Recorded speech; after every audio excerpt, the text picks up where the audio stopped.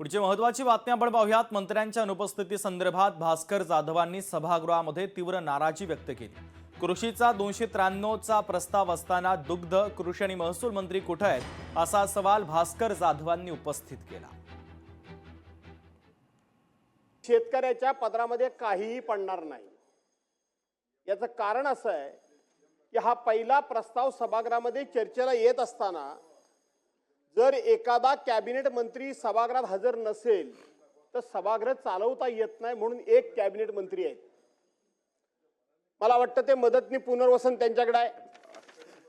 या 293च्या प्रस्तावामध्ये सरकारी पक्षाच्या वतीनं इथं कृषी विषय महत्त्वाचा आहे।